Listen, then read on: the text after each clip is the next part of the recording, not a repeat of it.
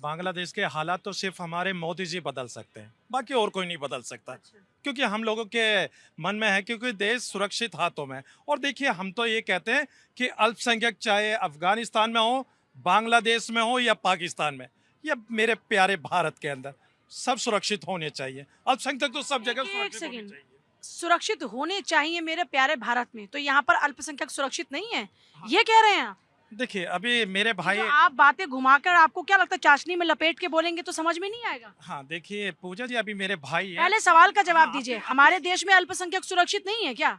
आप सुनेंगे तो पता तो चलेगा देश को कि भी हाँ, मैंने कहा कि सुनना मुझे नहीं, पब्लिक सुन रही है। मैं तो सवाल पूछ रही हूँ आपसे, आपने चाशनी में लपेट के ऐसी बात बोली, मैं पूछ रही हूँ अल्पसंख्यक सुरक्षित नहीं है क्या? मैंने अल्पसंख्यक की सबकी सुरक्षा की मांग करी है ना भारत सरकार से, मोदी जी से। अरे कौन असुरक्षित है वो बताइए। कल मैं देखिए राजस्थान के अंदर था, वहाँ पर जितने मुस्लिम समाज के लोग थे, जिनके, सुन लीजिए सर। कन्हैया कुमार का गला काटा, हाँ, सुन लीजिए। गुस्ताखे नबी की एक सजा, सरतन से जुदा, सरतन से जुदा, उस पर भी कुछ बोल के हाँ हाँ, बताइए। सुन तो लीजिए। सब देखिए, नहीं है बहुसंख्यक।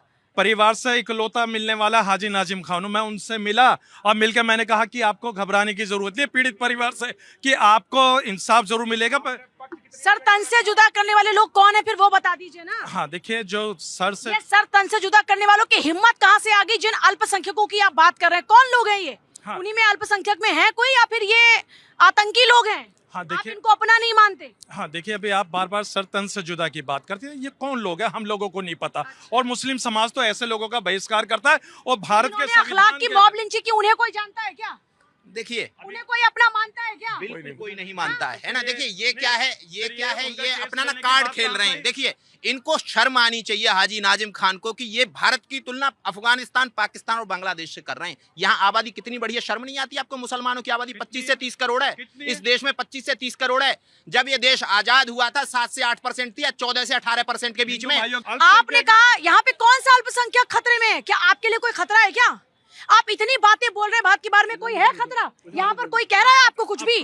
अल्पसंख्यक में और क्या आप कह रहे हैं आबादी बढ़ी तो आबादी घटी ना? जिन देशों के साथ आप तुलना कर रहे हैं वहां पर आबादी घटी, अल्पसंख्यकों की आबादी घटी, यहाँ पर घटी नहीं। अगर हिंदुओं की आबादी बढ़ी तो बाकी के धर्मों की भी आबादी बढ़ी। इससे बड़ा लोकतंत्र कौन सा हो सकता है?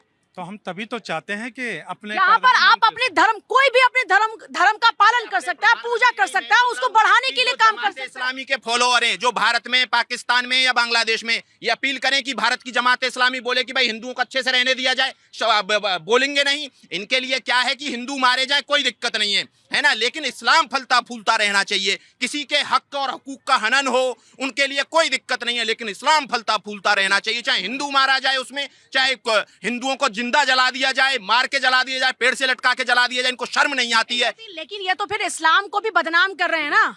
हक और हुकूक की बात तो हर धर्म में सिखाई जाती है, लेकिन औरों के भी हक हुकूक का सम्मान होना चाहिए, यह भी सिखाया जाता है। फिर गुमराह कर रहे हैं आप जैसे लोग इस्लाम के नाम पर। पूजा जी, आप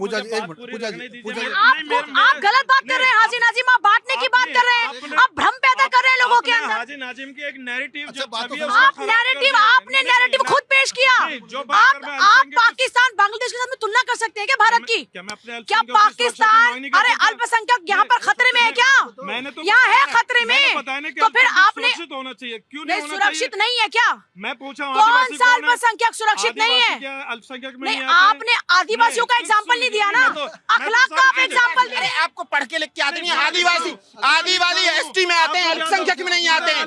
मैं बोल रहा हूँ ये 25 से 30 करोड़ लोग हैं, इनको अल्पसंख्यक स्टेटस चाहिए। सबसे ज्यादा आबादी इंडोनेशिया के बाद भारत में मुसलमानों की, इनको अल्पसंख्यक स्टेटस चाहिए। विक्टिम कार्ड भी खेलेंगे। और देखिए कमाल की बात यह कि अब ये बोलने लगे कि आदिवासी अल्पसंख्यक में आते हैं, नहीं, वो एसटी में आते हैं। आपको अल्पसंख्यक जिनकी संख्या कम है उस हिसाब से उनको मान रहे हैं। अब वैसे तो आप अल्पसंख्यक रहे भी नहीं, अब उस हिसाब से अगर देखा जाए तो हाजी नाजिम जी, सबके नाम कटवा दिए अच्छा, जाए। एक पूजा जी, मैं बड़ी जिम्मेदारी करना चाहता हूँ। और ये सिर्फ इनका नहीं, ये रिजर्वेशन के अंदर भी होना चाहिए सॉल्यूशन, एक रिवाइव होना चाहिए।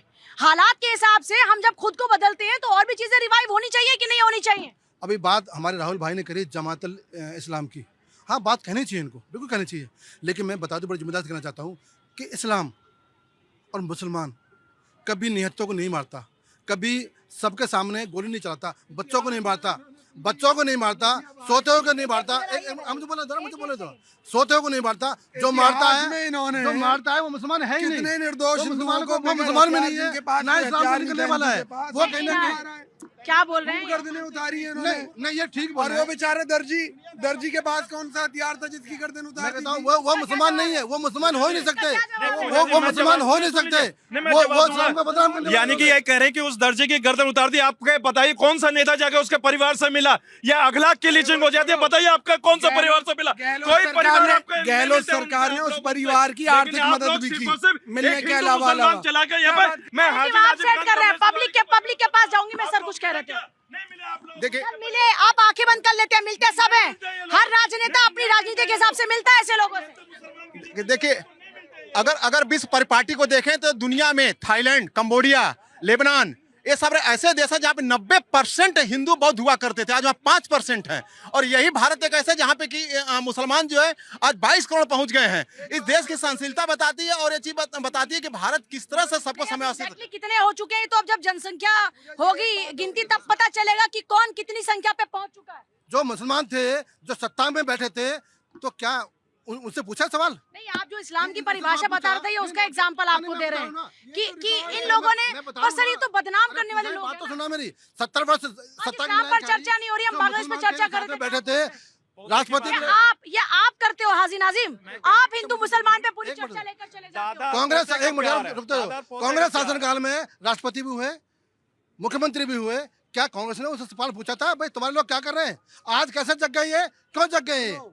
क्योंकि अब उनसे मुंह भटक गया है। सरकार के समय में ही संसद में इस बात की चर्चा हुई थी कि इस्लामिक लोगों की सोच क्या है भारत में रहते हुए। अफ्तारी खाते थे। ठीक है सर, बांग्लादेश में बात कर रहे हैं। तारिक की एंट्री से बांग्लादेश में कुछ हालात बेहतर होंगे और भारत पे क्या इम्पैक्ट होगा?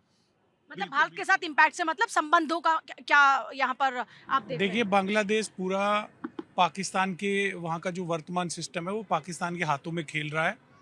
पूरे दक्षिण एशिया में उसके वजह से अशांति हो रही है, माइनॉरिटीज़ को वहाँ पे मारा जा रहा है। ये निश्चित रूप से पूरी दुनिया को वहाँ संज्ञान लेने की ज़रूरत है। हमारा देश भारत, जहाँ पे सभी धर्म के लोग आप देखते हैं, हम देखते हैं, मिलजुल के शांति से रहते हैं, किसी के पर साथ। ये तो कह रहे हैं खतरे में है हाजी नाजिम। देखिए, वो हर व्यक्ति की सोच है, मैं अपनी सोच कह सकता हूँ जी। लेकिन बांग्लादेश में पिछले दिनों से जो कुछ हो रहा है ये पूरी दुनिया के लिए आई ओपनिंग है, एक आँख खोलने जैसी घटना है और इसको दुनिया ज़्यादा समय तक मुझे लगता नहीं अनदेखा करेगी। अवश्य वहाँ के जो अल्पसंख्यक हिंदू हैं उनके बचाव के लिए कोई ना कोई United nation peace keeping force भेजे या कुछ भेजे, उनकी सुरक्षा के लिए अवश्य कुछ ना करें, कुछ ना कुछ होगा, क्योंकि उनकी संख्या 1.5 करोड़ के आसपास है। 1.5 करोड़ लोगों को ऐसे मरने के लिए थोड़ी ना छोड़ा जा सकता है। पब्लिक का क्या ओपिनियन है बांग्लादेश के हालात पर? कोई बोलना चाहता है, क्या ओपिनियन है बांग्लादेश के हालात पर? हिंदू के साथ सही नहीं हो रहा है वहाँ पे, और हमारे सरकार को जल्द से जल्द एक्शन लेना चाहिए ताकि हमारे हिंदू भाई लोग सुरक्षित रह सके। क्या ओपिनियन है बांग्लादेश को लेकर भारत की यूथ का? क्या ओपिनियन है जी? बांग्लादेश जो है वो पाकिस्तान के नक्शो कदम पे चल रहा है, ठीक है ना। दूसरा, जो हमारे देश में जो बैठे गद्दार लोग हैं जो बांग्लादेश को कवर फायर दे रहे हैं,